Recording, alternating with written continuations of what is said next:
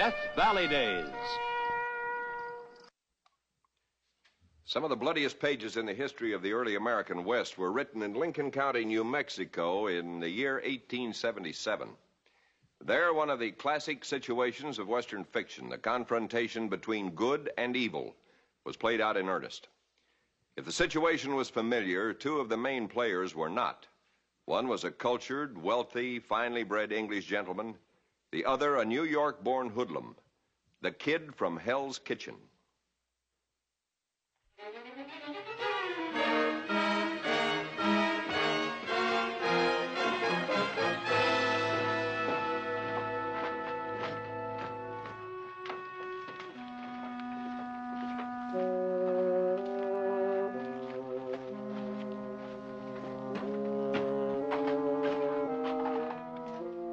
Constable.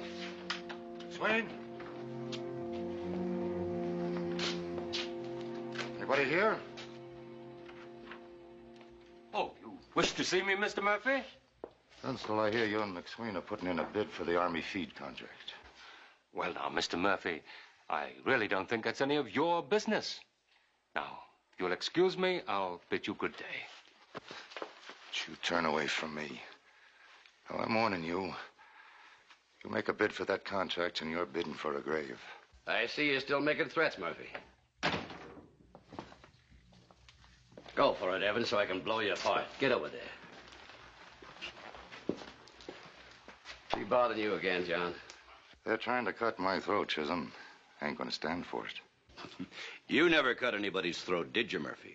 Just had one of your hired guns shoot him in the back. What happened to you, McSwain? Oh, there's really no reason for us to fight, Mr. Murphy. There's enough business in Lincoln County for both of us. He's right, Murphy. Be smart. We'll all profit. Now, you worked for me for 3 years, McSwain. And you know I don't split with nobody. Now, this is my territory, and I ain't giving way to nobody. But, Mr. Murphy, this is a free country, you know. Save your breath, John. There's only one argument he understands. Now, you look, Chisholm. Now you look. If it's trouble you want, start something. I'll bring 100 men into this town and give you all you can handle and then some. Is that clear enough for you? All right. But this isn't the end of it. You'll see, all of you.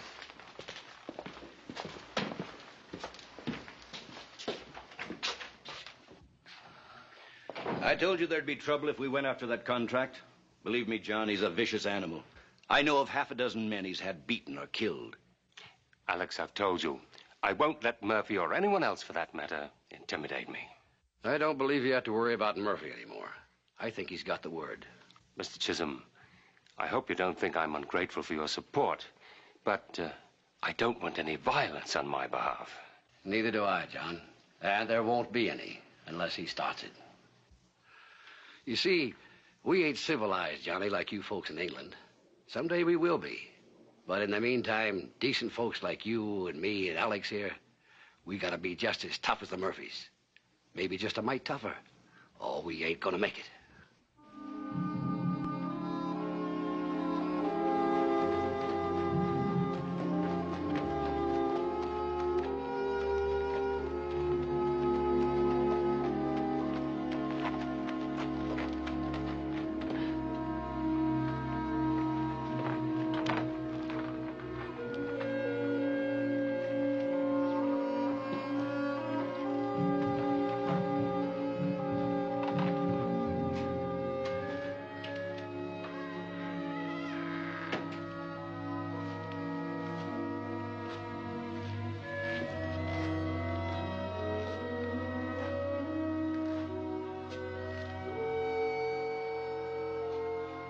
May I help you, sir?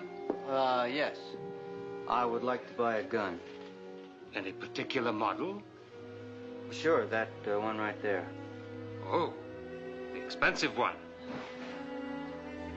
$75. Could I have some shells to go with it? Yes. The ammunition will be $2.50. And that will make $77.50, please. You're a lot smarter than I thought you were, mister. Well, you were rather obvious, my lad, weren't you?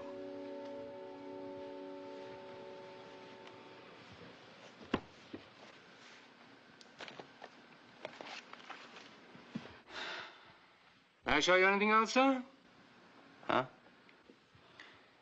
Well, aren't you going to turn me over to the law? Oh, no. Sheriff in this town is a much bigger thief than you'll ever be. You may go.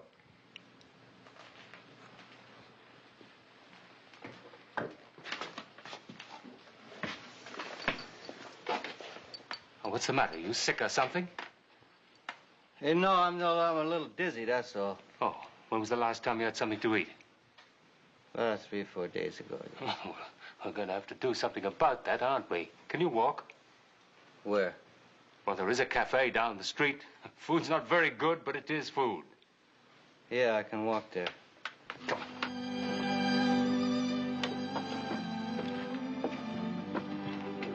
Feel better? Yeah. I ain't had so much to eat since... Come to think of it, I ain't never had so much to eat. Well, I'm glad you enjoyed it. You know, in all the excitement, I don't believe we managed to remember to exchange names. I'm John Tunstall. Just call me Billy. Well, Billy, have you any plans for the immediate future? Yeah, well, I guess just drift on. If that old nag of mine can make it.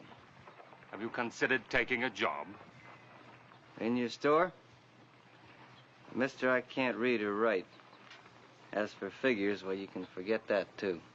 No, I meant out at my ranch. I need a stable hand. Oh, it would pay about $25 a month, room and board included, of course. You know something? I met a lot of nuts since I've been out here in the West, but you take the cake. Why, what do you mean? Well, I was going to rob you a while back. I know. Well, anybody else would have turned me over to the law or shot me in the head or something. Now, what's your angle? Well, it just so happens that I need a stable hand. You want the job? Well, yeah, it beats starving. Surely does. Now, you just take the road on out west for about 5 miles. It'll bring you to the front gate. Now, when you get there... Oh, no, you couldn't go out there looking like that. Why, my foreman would sick the dogs on you. Well, now, I'm afraid that's all the clothes I brought. Well, we're going to have to do something about it, aren't we? You know, a while back when I was going to rob you, and you got the drop on me, I wonder what you'd have done if I'd have called you. Oh, I don't know. I think I'd have shot you. Yeah. I wonder about that.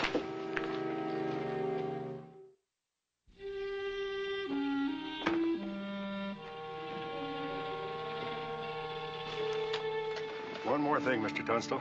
How you fix for fence wire down at the store? How much do you need, Mac? Oh, a couple of 3 rolls ought to do her. Oh, I've got it. Send Billy down for it, will you? Oh, by the way, how's he working out now? He ain't. Got no respect for nobody. Won't take orders. Won't do his work. You take my advice, you'll get rid of him. Well, he's had a pretty rough time of it, you know. Let's give him a chance, Mac. You're the boss.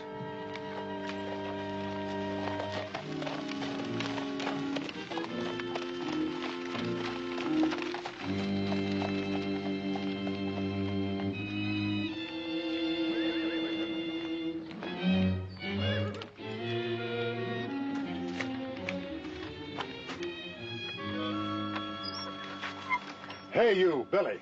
What are you doing? I'm snoozing. What do you want? You can do your snoozing when you finish your work. Come on now, get on your feet and get the rest of these bags unloaded. What for? What's your hurry? I got another job for you. What kind of job? I'll tell you when you get through with this one. Get moving.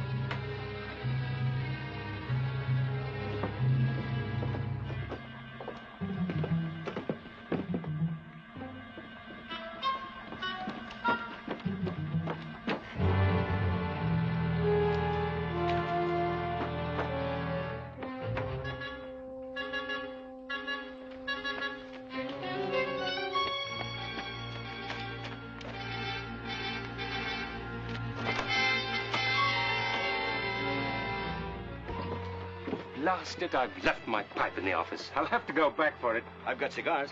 Thanks, sir. You run ahead, Alex. I'll join you in a minute.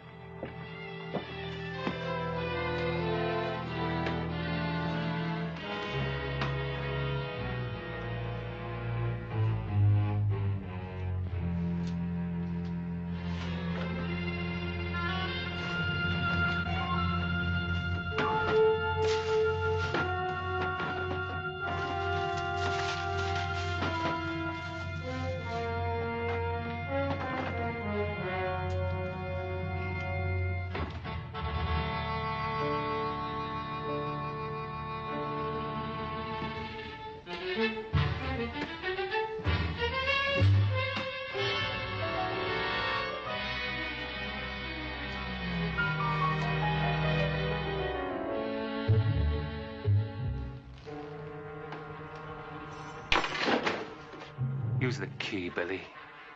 I'd rather you didn't mar the desk. It's the little brass key. What's in there? A bunch of papers? 2 things you need most, Billy. Money and a gun.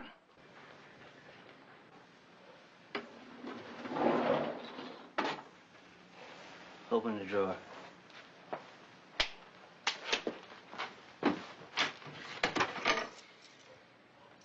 Still don't trust anyone, do you? Open the drawer and get back over there.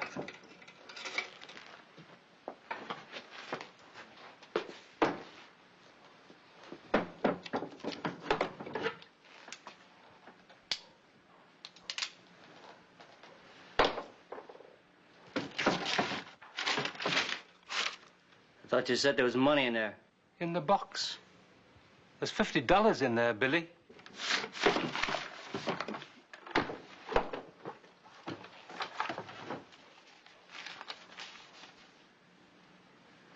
Well. You weren't kidding, were you? Have I ever kidded you, Billy? No. I guess I kidded myself into thinking. Thinking what? That honest work is better than this. Honest work. Mucking out stables all day long, fetching and toting and busting your back for what? $25 a month? That's supposed to be great, huh? Oh, so this is better. Yeah, it's better. And it's easier, too. Easier? Yeah. Going hungry most of the time. Dirty, uncomfortable, knowing only fear and hatred, rejection. Always running, always hiding. Until someday, someplace, a bullet or a rope puts an ugly, painful end to it all. You call that easy, Billy? Well, it ain't no problem for me. That's the only thing I've known all my life. You can change it, Billy. That's easy for you to talk. You've been on easy street all your life. Look at you. Oh, I didn't say it would be easy, Billy. Well, what are we talking about? It's too late now anyway. Only if you say so. What do you mean? What did you come to town for? I come to get some wire. It's in the shed at the back.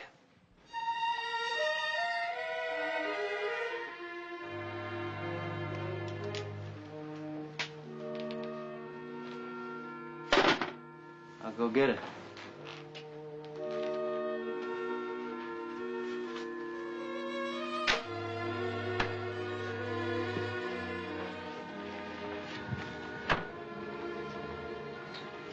Hi there, Mr. Principal. Morning. Rig looks fine, Billy. Thank you very much. Excuse me, I got work to do. Less than a week ago, I'd have swore you could tame a rattlesnake quicker. What did you do to him? Man's a most adaptable animal, Mac.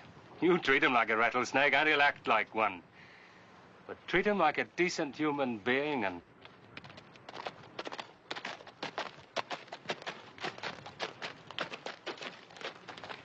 Anything wrong, Mr. Chisholm? Plenty. It's Alex. Murphy's had him arrested. Arrested? On what charge? I don't know, but I think we'd better get back to town fast.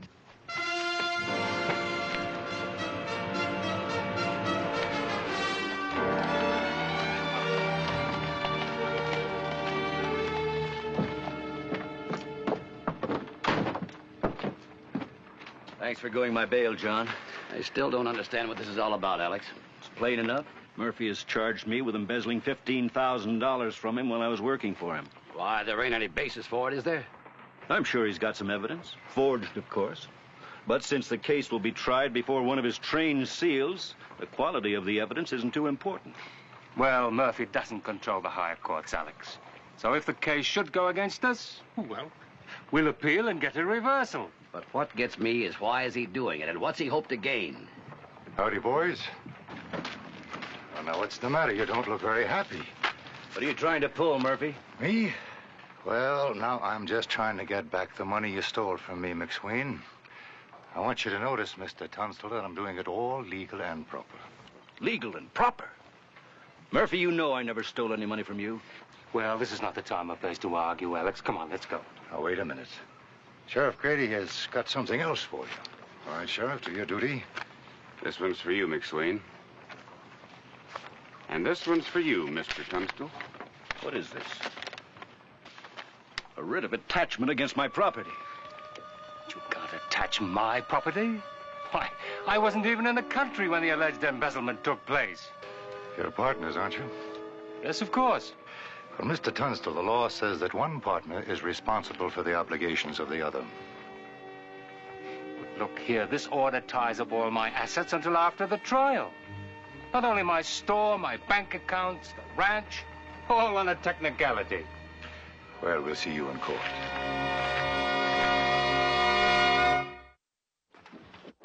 Oh, Alex, have you got the account books? I can't find them in the desk. I've got them at home. Oh, I see. John? You're not going to just sit back and let Murphy do this to you? Certainly not. I mean to fight him in every court in the land, if necessary. Courts. Do you know how long that'll take?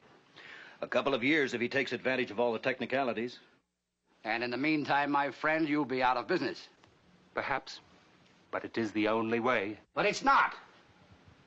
Look, I have told you I will not, under any circumstances, resort to violence.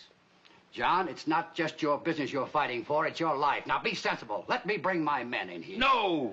If you bring your men into town, it will only trigger violence and not prevent it. Now, I'm for law and order. You know that. But sometimes the law ain't strong enough. You've got to bring in muscle. The law is muscle. Only it's got to be used, otherwise it gets weak and flabby. Look, I appreciate what you're trying to do, but I can't let you. Good luck. If you should change your mind.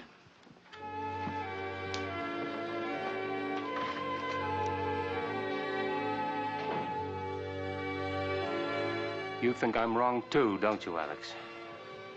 No, John, you're right. It's the rest of the cockeyed world that's out of step. Thank you. Well, what next? Well, I think we'd better get back to the ranch. Grady will be coming to take over, and I'd like to get everything tidy for him.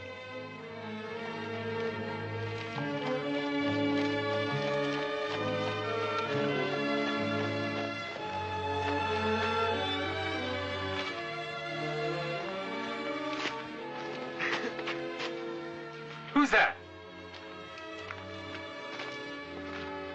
Billy, what are you doing here?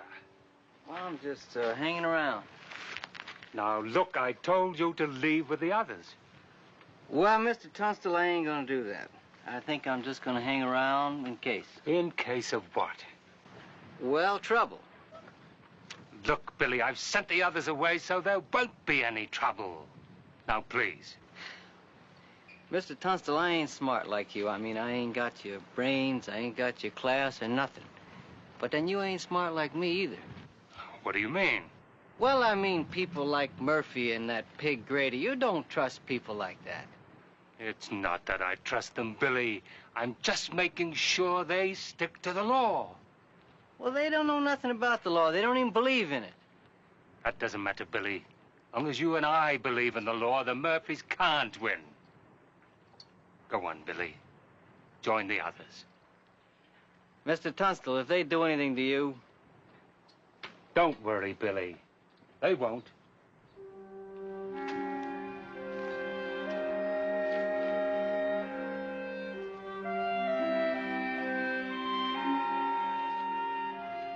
Who was it said you can't make a silk purse out of a sow's ear? I think they're coming. Look, get inside of the house, Alex, and do stay out of sight. I'll handle it.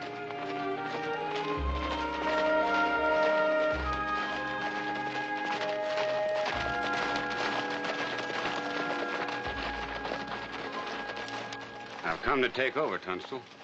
I've been expecting you, Sheriff. You alone here? I've sent my men away. Place is all yours. Okay. Then clear off. I will.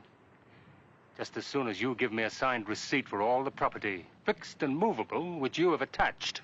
You'll get it when I get around to it. Now get. The law requires that you give me a receipt for all the property you've attached, Sheriff. Now, don't go telling me what the law is. You just clear off this here property. Now. Not until I get that receipt. So you want a receipt, huh? Okay.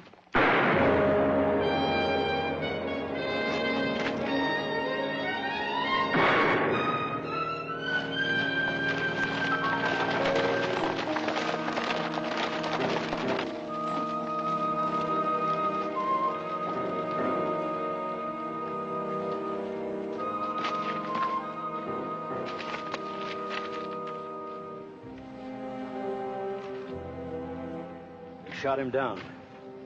For no reason, they shot him down. Who did that? Grady fired the first shot, then Evans while he was lying on the ground. They'll pay for this, Billy. Grady, Murphy, Evans, all of them. Yep. They'll stand trial. You still talking about the law, ain't you? It's the only way, Billy. Yeah. Where are you going? Where do you think I'm going? You can't take the law into your own hands, Billy. Yeah, that's what he said. Well, he was wrong. It's not true. Ask him. No, Billy! Wait! For his sake!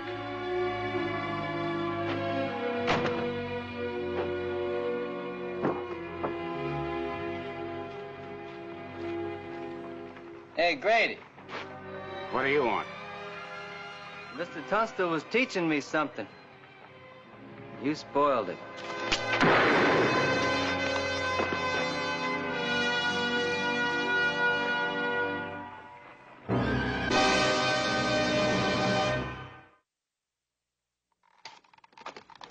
The simple, direct, bloody act of revenge was the opening shot in a long and violent war that was to cost the lives of over 30 men. History, they say, never reveals her alternatives. But it's interesting to speculate what might have become of the kid from Hell's Kitchen had he been able to follow the example set by his dedicated benefactor. One thing is certain, the legends of the West would have been deprived of one of their most colorful folk heroes. For Billy's full name was William Bonney, better known perhaps as Billy the Kid. Next week, another true story from our Western past. See you then.